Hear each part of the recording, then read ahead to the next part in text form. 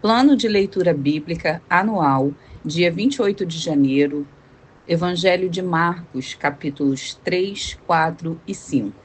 Capítulo 3. Jesus cura no sábado. Em outra ocasião, Jesus entrou na sinagoga e notou que havia ali um homem com uma das mãos deformada. Os inimigos de Jesus o observavam atentamente. Se ele curasse a mão do homem, planejavam acusá-lo, pois era sábado. Jesus disse ao homem com a mão deformada: Venha e fique diante de todos. Em seguida, voltou-se para seus críticos e perguntou: O que a lei permite fazer no sábado? O bem ou o mal? Salvar uma vida ou destruí-la? Eles ficaram em silêncio. Jesus olhou para os que estavam ao seu redor, irado e muito triste pelo coração endurecido deles. Então disse ao homem: Estenda a mão. O homem estendeu a mão e ela foi restaurada. No mesmo instante, os fariseus saíram e se reuniram com os membros do partido de Herodes para tramar um modo de matá-lo. Jesus saiu para o mar com seus discípulos e uma grande multidão o seguiu. Vinham de todas as partes da Galiléia, da Judéia, de Jerusalém, da Idumeia, do leste do Rio Jordão e até de lugares distantes ao norte, como Tiro e Sidom. A notícia de seus milagres havia se espalhado para longe e um grande número de pessoas vinha vê-lo. Jesus instruiu seus discípulos a prepararem um barco para evitar que a multidão o esmagasse. Havia curado muitos naquele dia e os enfermos se empurravam para chegar até ele e tocá-lo. E sempre que o viam, os espíritos impuros se atiravam no chão, na frente dele, e gritavam: Você é o Filho de Deus. Jesus, porém, lhes dava ordens severas para que não revelassem quem ele era. Depois, Jesus subiu a um monte e chamou aqueles que ele desejava que o acompanhassem, e eles foram. Escolheu 12 e os chamou seus apóstolos, para que o seguissem e fossem enviados para anunciar sua mensagem. E lhes deu autoridade para expulsar demônios. Estes foram os 12 que ele escolheu: Simão, a quem ele chamou Pedro, Tiago e João, filhos de Zebedeu, aos quais deu o nome de Boanerges, que significa filhos do trovão, André, Filipe, Bartolomeu, Mateus, Tomé, Tiago, filho de Alfeu, Tadeu, Simão, o cananeu, Judas Iscariotes, que depois o traiu. Certo dia, Jesus entrou numa casa e as multidões começaram a se juntar outra vez. Logo, ele e seus discípulos não tinham tempo nem para comer. Quando os familiares de Jesus souberam o que estava acontecendo, tentaram impedi-lo de continuar. Está fora de si, diziam. Então, os mestres da lei, que tinham vindo de Jerusalém, disseram: Está possuído por Beelzebu, príncipe dos demônios. É dele que recebe poder para expulsar demônios. Jesus os chamou e respondeu com uma comparação: Como é possível Satanás expulsar Satanás? Perguntou. Um reino dividido internamente será destruído. Da mesma forma, uma família dividida contra si mesma se desintegrará. E se Satanás está dividido e luta contra si mesmo, não pode se manter de pé? Está acabado. Quem tem poder para entrar na casa de um homem forte e saquear seus bens?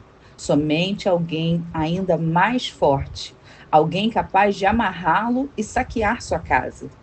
Eu lhes digo a verdade: todo pecado e toda blasfêmia pode ser perdoados, mas quem blasfemar contra o Espírito Santo jamais será perdoado. Esse é um pecado com consequências eternas. Ele disse isso porque afirmavam: está possuído por um espírito impuro. Então, a mãe e os irmãos de Jesus foram vê-lo, ficaram do lado de fora e mandaram alguém avisá-lo para sair e falar com eles. Havia muitas pessoas sentadas ao seu redor. E alguém disse: sua mãe e seus irmãos estão lá fora e o procuram. Jesus respondeu: quem é minha mãe? Quem são meus irmãos? Então olhou para aqueles que estavam ao seu redor e disse: vejam, estes são minha mãe e meus irmãos. Quem faz a vontade de Deus é meu irmão, minha irmã e minha mãe. Capítulo 4. Mais uma vez, Jesus começou a ensinar à beira-mar. Em pouco tempo, uma grande multidão se juntou ao seu redor. Então, ele entrou num barco e sentou-se, enquanto o povo ficou na praia. Ele os ensinou contando várias histórias na forma de parábolas, como esta. Ouçam, um lavrador saiu para semear. Enquanto espalhava as sementes pelo campo, algumas caíram à beira do caminho, e as aves vieram e as comeram. Outras sementes caíram em solo rochoso, e, não havendo muita terra, germinaram rapidamente. Mas as plantas logo murcharam sob o calor do sol e secaram, pois não tinham raízes profundas. Outras sementes caíram entre os espinhos, que cresceram e sufocaram os brotos, sem nada produzirem. Ainda outras caíram em solo fértil e germinaram, cresceram e produziram uma colheita 30, 60 e até 100 vezes maior que a quantidade semeada. Então ele disse: quem tem ouvidos para ouvir, ouça com atenção. Mais tarde, quando Jesus estava sozinho com os 12 e os outros que estavam reunidos ao seu redor, perguntaram-lhe qual era o significado das parábolas. Ele respondeu: a vocês é permitido entender o segredo do reino de Deus, mas uso parábolas para falar aos de fora, de modo que, mesmo que vejam o que faço, não perceberão, e ainda que ouçam o que digo, não compreenderão. Do contrário, poderiam voltar-se para mim e ser perdoados. Então Jesus disse: se vocês não entendem o significado desta parábola, como entenderão as demais? O lavrador lança sementes ao anunciar a mensagem. As sementes que caíram à beira do caminho representam os que ouvem a mensagem. Mas Satanás logo vem e a toma deles. As que caíram no solo rochoso representam aqueles que ouvem a mensagem e, sem demora, a recebem com alegria. Contudo, uma vez que não têm raízes profundas, não duram muito. Assim que enfrentam problemas ou são perseguidos por causa da mensagem, cedo desanimam. As que caíram entre os espinhos representam outros que ouvem a mensagem, mas logo ela é sufocada pelas preocupações dessa vida, pela sedução da riqueza e pelo desejo por outras coisas, não produzindo fruto. E as que caíram em solo fértil representam os que ouvem e aceitam a mensagem e produzem uma colheita 30, 60 ou até 100 vezes maior que a quantidade semeada. Em seguida, Jesus lhes perguntou: alguém acenderia uma lâmpada e a colocaria sobre um cesto ou uma cama? Claro que não. A lâmpada é colocada num pedestal, de onde sua luz brilhará. Da mesma forma, tudo que está escondido será revelado, e tudo que está oculto virá à luz. Quem tem ouvidos para ouvir, ouça com atenção. Então acrescentou: prestem muita atenção ao que vão ouvir. Com o mesmo padrão de medida que adotarem, vocês serão medidos, e mais ainda lhes será acrescentado. Pois Pois ao que tem, mais lhe será dado, mas do que não tem, até o que tem lhe será tirado. Jesus também disse: o reino de Deus é como um lavrador que lança sementes sobre a terra. Noite e dia, esteja ele dormindo ou acordado, as sementes germinam e crescem, mas ele não sabe como isso acontece. A terra produz as colheitas por si própria. Primeiro aparece uma folha, depois se formam as espigas de trigo, e por fim o cereal amadurece. E assim que o cereal está maduro, o lavrador vem e o corta com a foice, pois chegou o tempo da colheita. Jesus disse ainda: como posso descrever o reino de Deus? Que comparação devo usar para ilustrá-lo?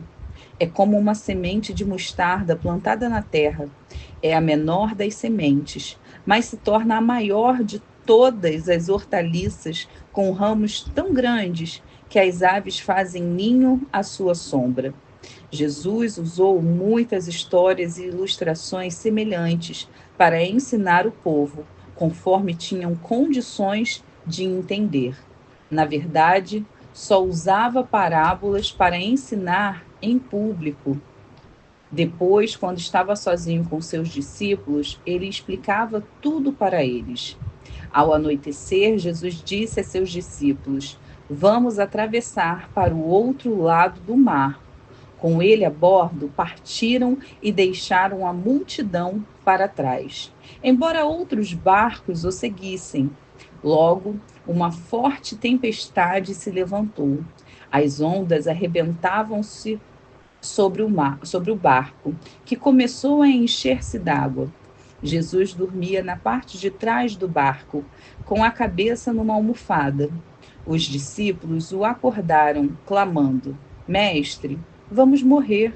O Senhor não se importa? Jesus despertou, repreendeu o vento e disse ao mar: Silêncio, aquiete-se. De repente, o vento parou e houve grande calmaria. Então Jesus lhes perguntou: por que estão com medo? Ainda não têm fé? Apavorados, os discípulos diziam uns aos outros: quem é este homem? Até o vento e o mar lhe obedecem. Capítulo 5. Assim, chegaram ao outro lado do mar, a região dos Gerazenos. Quando Jesus desembarcou, imediatamente um homem possuído por um espírito impuro saiu do cemitério e veio ao seu encontro. Esse homem morava entre as cavernas usadas como túmulos e ninguém conseguia detê-lo, nem mesmo com correntes. Sempre que era acorrentado e algemado, quebrava as algemas dos pulsos e despedaçava as correntes dos pés. Ninguém era forte o suficiente para dominá-lo. Dia e noite vagava entre os túmulos e pelos montes, gritando e cortando-se com pedras. Quando o homem viu Jesus, ainda a certa distância, correu ao seu encontro e se curvou diante dele. Então soltou um forte grito: por que vem me importunar, Jesus, Filho do Deus Altíssimo? Em nome de Deus suplico que não me torture. Pois Jesus já havia falado ao espírito: saia deste homem, espírito impuro. Jesus lhe perguntou: qual é o seu nome? Ele respondeu: meu nome é Legião, porque há muitos de nós dentro deste homem. E o espírito impuro suplicou, e os espíritos impuros suplicaram repetidamente que ele não os enviassem a algum lugar distante. Havia uma grande manada de porcos pastando num monte ali perto. Mande-nos para aqueles porcos, imploraram os espíritos. Deixe que entremos neles.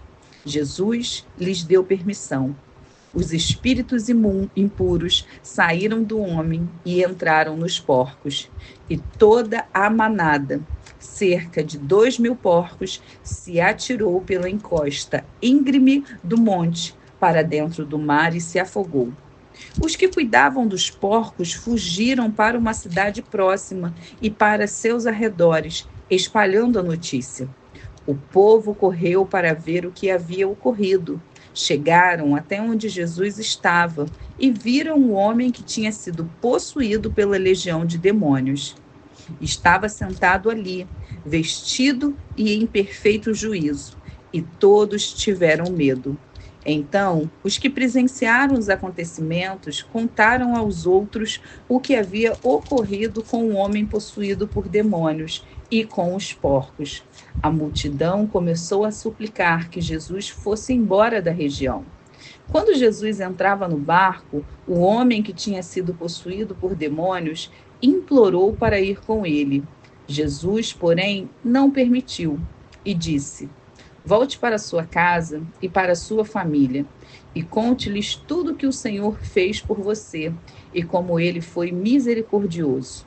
Então o homem partiu e começou a anunciar pela região das 10 cidades quanto Jesus havia feito por ele, e todos se admiravam do que ele dizia. Jesus entrou novamente no barco e voltou para o outro lado do mar, onde uma grande multidão se juntou ao seu redor na praia. Então chegou um dos líderes da sinagoga local, chamado Jairo. Quando viu Jesus, prostrou-se a seus pés. Suplicou repetidas vezes: minha filhinha está morrendo. Por favor, venha e ponha as mãos sobre ela. Cure-a para que ela viva. Jesus foi com ele e todo o povo o seguiu, apertando-se ao redor. No meio da multidão estava uma mulher que havia 12 anos sofria de hemorragia. Tinha passado por muitas dificuldades nas mãos de vários médicos e, ao longo dos anos, gastou tudo o que possuía sem melhorar. Na verdade, havia piorado. Tendo ouvido falar de Jesus, aproximou-se por trás dele, no meio da multidão, e tocou em seu manto, pois pensava: se eu apenas tocar em seu manto, serei curada. No mesmo instante, a hemorragia parou e ela sentiu em seu corpo que tinha sido curada da enfermidade. Jesus imediatamente percebeu que dele havia saído poder. Por isso, virou-se para a multidão e perguntou: quem tocou em meu manto? Seus discípulos disseram: veja a multidão que o aperta de todos os lados. Como o Senhor ainda pergunta quem tocou em mim? Jesus, porém, continuou a olhar ao redor para ver quem havia feito aquilo. Então, a mulher, assustada e tremendo pelo que lhe tinha acontecido, veio e, ajoelhando-se diante dele, contou o que havia feito. Jesus lhes disse: filha, sua fé a curou.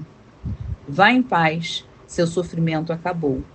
Enquanto Jesus ainda falava com a mulher, chegaram mensageiros da casa de Jairo, o líder da sinagoga, e lhe disseram: sua filha morreu. Para que continuar incomodando o mestre? Jesus, porém, ouviu essas palavras e disse a Jairo: não tenha medo, apenas creia. Então Jesus deteve a multidão e não deixou que ninguém o acompanhasse, exceto Pedro, Tiago e João, irmão de Tiago. Quando chegaram à casa do líder da sinagoga, Jesus viu um grande tumulto, com muito choro e lamentação. Então entrou e perguntou: por que todo esse tumulto e choro? A criança não morreu, está apenas dormindo. A multidão riu de Jesus. Ele, porém, fez todos saírem e levou o pai e a mãe da menina e os 3 discípulos para o quarto, onde ela estava deitada. Segurando-a pela mão, disse-lhe: Talita cumi, que quer dizer: menina, levante-se. A menina, que tinha 12 anos, levantou-se de imediato e começou a andar. Todos ficaram muito admirados. Jesus deu ordens claras para que não contassem a ninguém o que havia acontecido e depois mandou que dessem alguma coisa para a menina comer.